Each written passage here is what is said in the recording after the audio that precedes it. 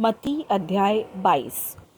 इस पर यीशु फिर उनसे दृष्टांतों में कहने लगे, स्वर्ग का राज्य उस राजा के समान है जिसने अपने पुत्र का ब्याह किया, और उसने अपने दासों को भेजा कि निवतारियों को ब्याह के भोज में बुलाएं, परंतु उन्होंने आना न चाहा।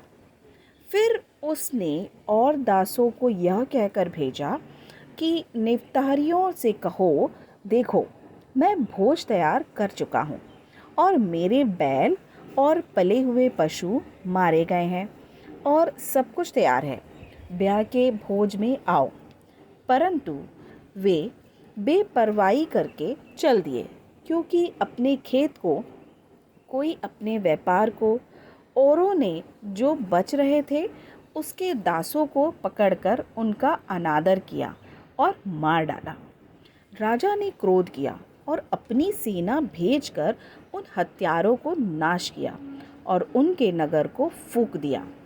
तब उसने अपने दासों से कहा, ब्याह का भोज तो तैयार है, परंतु निवतारी योग्य न ठहरे। इसलिए चराहों में जाओ और जितने लोग तुम्हें मिले सबको ब्याह के भोज में बुला लाओ।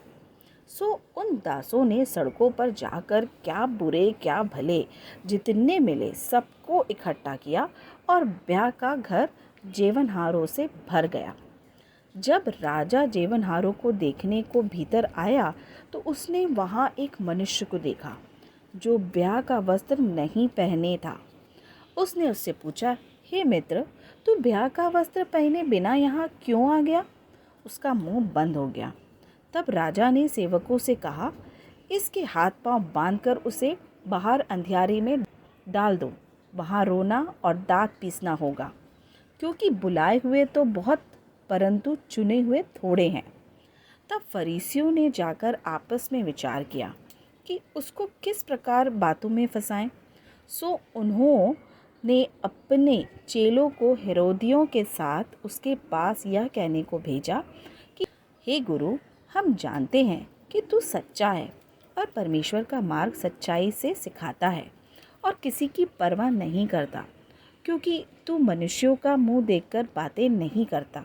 इसलिए हमें बता, तू क्या समझता है?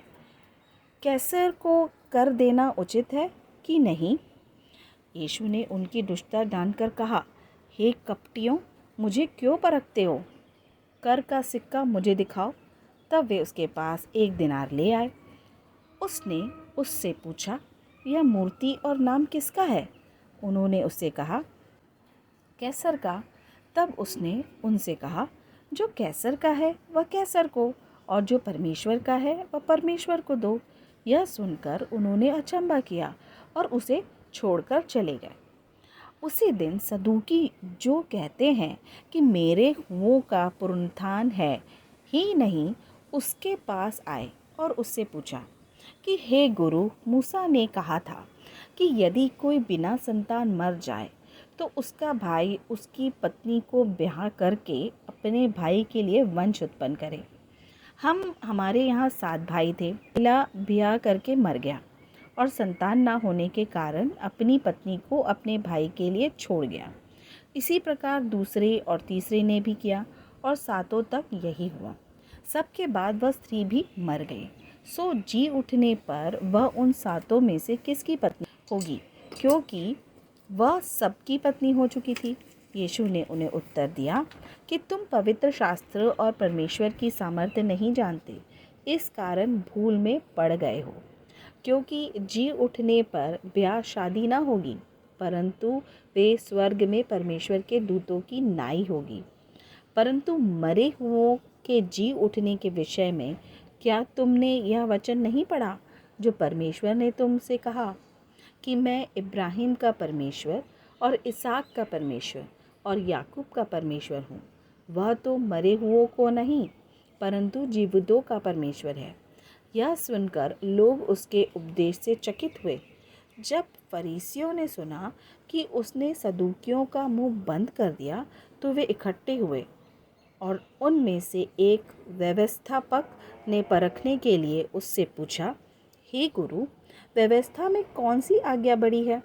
उसने उससे कहा, तो परमेश्वर अपने प्रभु से अपने सारे मन और अपने सारे प्राण और अपनी सारी बुद्धि के साथ प्रेम रख। बड़ी और मुख्य आज्ञा तो यही है। और उसी ने समान या दूसरी भी है कि तू अपने पड़ोसी से अपने समान प्रेम रख। यही दो आज्ञाएं सारी व्यवस्था और भविष्यद्वक्ताओं का आधार है। जब फरीसी इकट्ठे थे तो यीशु ने उनसे पूछा कि मसीह के विषय में तुम क्या समझते हो, वह किसका संतान है? उन्होंने उससे कहा, दाऊद का।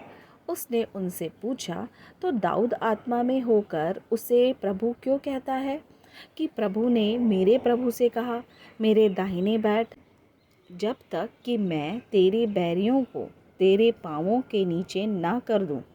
भला जब दाऊद उसे प्रभु कहता है तो वह उसका पुत्र क्यों कर ठहरा?